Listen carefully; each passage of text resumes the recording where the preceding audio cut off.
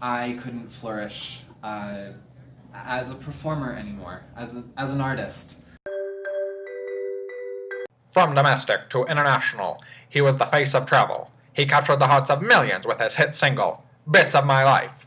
This is the Be True Hollywood story of Patchrick Copper. Hello, everyone, especially my 56 subscribers, and welcome back to the Be True Hollywood story. Today, our subject is none other than the illustrious Patchrick Copper. Patchrick was born in Denver after his mother had a botched tubal ligation procedure. Born on January 23rd, he is an Aquarius. He was born to father Isaac Copper and mother Andrea Copper, both of which already had their 8-year-old son, Stanley. Patrick's childhood was much like any other child's. He attended an all-boys elementary school at age 6. However, due to much bullying, mostly revolving around his reputation as a teacher's pet, he decided to combat bullying with violence, and therefore tended to push against authority. As a way to try and alleviate some of his tendencies, his parents decided to enroll him in karate, where after only one short year, he proved himself to be no grasshopper and achieved his red belt. This proved only so useful, though, as before the end of the year, Patchrick was expelled from his school and sent to Blueprint Elementary School. Once again, he received bullying, but luckily, from his past experiences, he knew that he should turn to authority instead of against it. In return, his antagonizers were expelled instead of himself. Patchrick joined activities like the environmental club, the swim team, the recycling club, and was seen as a fairly popular child. At age 14, Patchrick started at Denver Private High School. It was here that he was introduced to social media and became a social media sharer. Much like his middle school, he was seen as a popular child and took up diving. He had a part-time job as a pool cleaner and met his high school sweetheart, Venus Balls. Following graduation, Patchrick enrolled as a political science major. During that time, he ran into a bit of trouble where he allegedly broke into a neighbor's house. After enrolling in college, Patchrick rushed Pi Theta Pi and was a well-respected member of his college. He joined the Animal Rights Club as their president and the swim team. However, during his time at college, his girlfriend Venus fell pregnant. After much deliberation, they decided not to keep the baby. Twice. Venus nor Patchrick wanted to hide any of this from their loved ones and became known as social media oversharers. Following graduation, instead of entering the high-stakes world of politics, Patchrick was offered a position as a background vocalist at Color Records. It helped that the interviewer was a brother of his fraternity, and he was hired on the spot, proving brothers are forever. This set him down his path of being that a background vocalist doesn't make much money. Patchrick took a position as a lifeguard to offset some of his expenses. He bought a trailer, and with the aid of 5 of his closest friends, they had a trailer party, celebrating his new life. Sadly, at the age of 23, Patchrick and Venus drifted apart, and Patchrick found love in a retired hairdresser, Molly Hucks. Patchrick truly loved her, but she kept rejecting him. Molly did turn Patchrick onto vegetarianism, as well as the theater. She turned Patchrick into a regular moviegoer. Unfortunately, the rejection from his proposals left Patchrick with a different yearning desire. At 23, Patchrick was diagnosed with HIV, a secret he was able to keep fairly well for many years. At age 24, Patchrick's first love child, Zion Copper, was born. Age 25, Patchrick was finally promoted from background vocalist to lounge singer, and his second love child, Andrew, was born. At age 26, Cooper Copper was born, yet another love child. The same year, Patchrick's promiscuity resulted in his contracting hepatitis B. 3 love children and 2 diseases later, age 27, Patchrick lost his love, Molly Hucks, to a fatal stroke. He would not find love again until his first wife came along. Taking time to focus on his career at age 28, Patchrick was finally promoted to a singer in Color Records, but also was diagnosed with high blood pressure as a result of the added stress. Patchrick's diseases, nor stress, nor highly publicized career deterred any of his behaviors. By the time he was 29, he had grown sickly, contracting more than 10 diseases. It was said that by the time he reached age 30, he had been with over 100 lovers, a regular stud. Luckily, by age 30, his health had improved and he had been completely cured of Hep B. Patchrick took time to focus on his career and improved his family life, reconnecting with his brother Stanley. Most notably, they became cliff divers together. He also began improving his relationship with his children. When Patchrick turned 37, he met the one that would one day become his first wife, Aretha Collins. With Aretha's love and support, by age 38, Patchrick became a lead singer for Color Records. And at age 39, Patchrick was hailed finally as a pop sensation after he released his multi-platinum hit, Bits of My Life. After a year of married life, Patchrick and Aretha decided to upgrade their living situation and sold their trailer at 5005 Bush Street for an affordable manufactured home. The same year, he released his debut novel, Being Copper, which was hailed as a commercial success.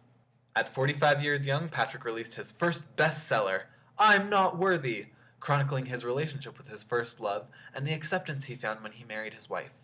Unfortunately, only a year later, Patchrick would see the demise of both his mother and his wife. With the passing of Aretha, Patchrick was left with an inheritance of $1.7 million.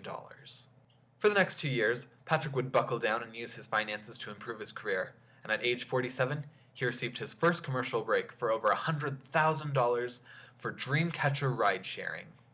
Everyone always asks me, Patchrick, how were you able to follow your dreams when you came out with your smash hit, Bits of My Life? I always tell them, I didn't follow my dreams. I chased them.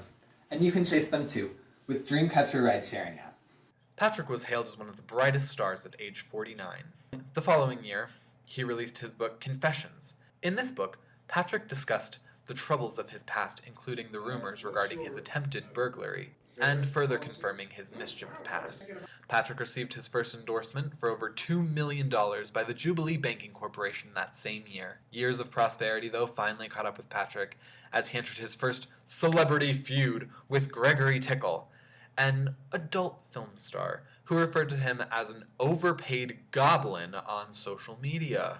Being told he was overpaid made Patchrick wonder what his true worth was. Color Records competition, Providence Studios, approached Patchrick, who at the time was being paid a few $100,000 per year, and gave him an offer for $5.4 million a year with room to grow. Patchrick took his vocal talents to Providence Studios. It helped having yet another beta brother be the one making his offer. After accepting this deal, Patchrick also became the face of safe travel with Sunflower Airways. Bonjour, Mama. I know you're worried. You don't have to worry about me. Because I'm flying with Sunflower Airway. Sunflower Airway has a perfect track record of 100% of their flights getting to their gates on time. Sunflower Airway. It's the only way to fly. Moving to Prominent Studios and becoming the face of Sunflower Airways, Patchrick achieved a net worth of $10 million and became a multi-millionaire. Patchrick began needing to dodge the paparazzi at every turn. At age 51, he began dating Jen Cash, and the two quickly got married. Following his wedding, Patchrick released his book, My Side of the Story, which details an account of sexual harassment at Color Records and his choices moving on from Color Records to Prominent Studios. After the sales of the book, Patchrick was officially deemed rich with a net worth of $21 million. Unfortunately for Patchrick, this made him a target. His wife Jen was kidnapped and ransomed for $650,000. When Patchrick turned to the Denver police for help, they were unable to aid in the rescue of his wife Jen, and she was pronounced dead, leaving Patchrick with an inheritance of $449,000. Outraged, Patchrick took legal action against the Denver Police Department. However, due to lack of evidence, he was unable to see justice served. After 4 years of deliberation, Patchrick wrote his overnight bestseller, Legit, which spoke to the immense incompetence of our justice system, once again detailing how it overlooked him as a child, it didn't aid him in his workplace, and it couldn't save his wife. Following the release of his book, Patchrick met Venus Wallace, a retired receptionist. Much like Patchrick's previous wives, they got married quickly. However, only a year later lost her to natural causes. She left him with an inheritance of $164,000. But that same year, his career took an upturn as he approached over 1 million followers on social media. Would 3 dead wives at this point deter Patchrick? No. For that same year, he met Wendy Pratt Stone. Much like his previous wives, they got married very quickly. By age 57, Patchrick had attained a net worth of $50 million.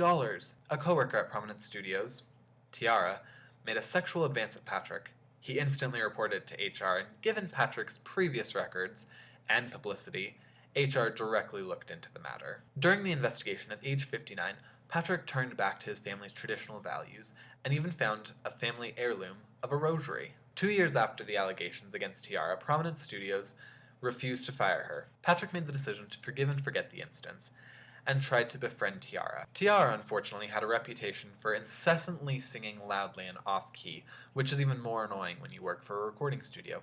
Patchrick tried to talk to her about the situation, which resulted in Tiara charging Patchrick and whipping his torso. No repercussions ever fell on Tiara. The following year, Patchrick went to the doctor because he was having difficulty with basic mental recall. He discovered that year that he had early dementia. Patchrick refused to let any of his illnesses hold him back. Not HIV, high blood pressure, and not dementia. That year, he became the oldest known swimsuit model. 4 years after their marriage, at age 60, Patchrick lost his wife Wendy due to complications of old age.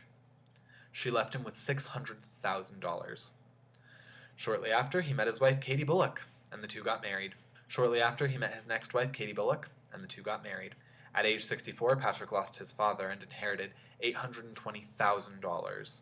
Patchrick lost yet another wife at age 65 when Katie passed due to natural causes. She left behind $466,000. It was revealed to us that during this time in Patchrick's life, he was hiding a diagnosis of ED. But Patchrick knew that no disease could get him down, and he bought his mansion at 5307 Greenacre Court. He bought the mansion for the sole purpose of throwing a mansion party, then sold it at a loss, simply because he could. Given Patchrick's excessive way of life, actor Slim Buffett described him as an overpaid creep in an award acceptance speech that following year, which Patchrick returned at the next award show, saying that Slim Buffett was a conceited nerd. At age 67, Patchrick would meet his final bride, Shaniqua Mayweather. She was 20 and working at a restaurant at the time. Shaniqua quickly fell pregnant with their first child. Patchrick, having felt very virile at the knowledge that his wife was pregnant, decided to complete his lifelong ambition of becoming a true sensei-san and mastering all forms of martial arts. The following year, their daughter Vivian was born. And 1 year later, Shaniqua again fell pregnant with their second daughter, Brianna. Not long after Brianna's birth, Patchrick made the executive decision that 100% of his assets would be released to his youngest daughter upon his death. When Patchrick turned 72, his girlfriend at the time, Shaniqua, age 25, decided to propose to him at a strip club. Patchrick gleefully accepted.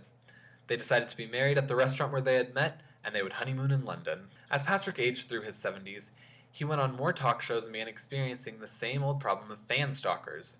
He also encountered vicious rumors that his wife had a lesbian lover, which he chose to ignore. Though Patchrick was gracefully aging through his 70s, some of his stepchildren had surpassed him in age.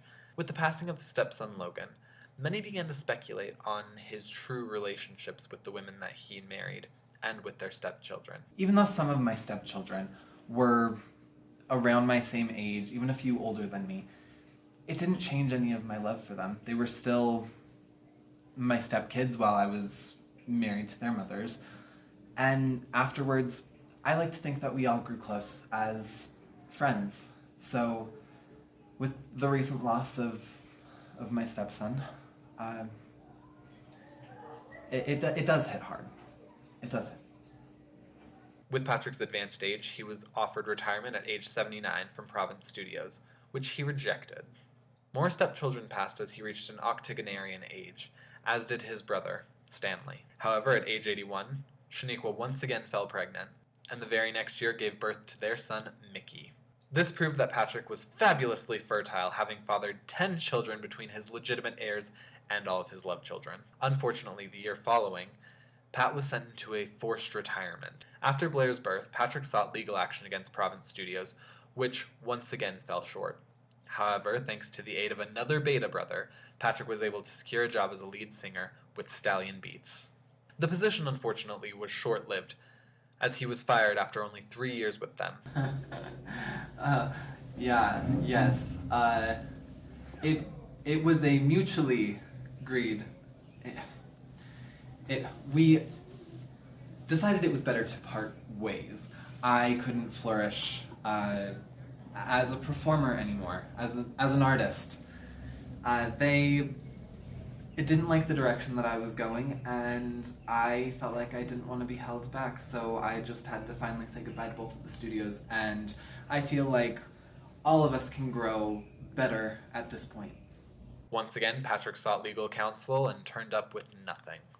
It seems Patchrick had nowhere to turn for work. This was when Patchrick went to a job recruiter and became an exorcist for the Denver Community Church. After rumors began that he was homeless after hitting age 90, Patchrick made the executive decision to join a different line of work. He then became college dean at Zion College. Patchrick continued to do small commercial spots and shows where he could.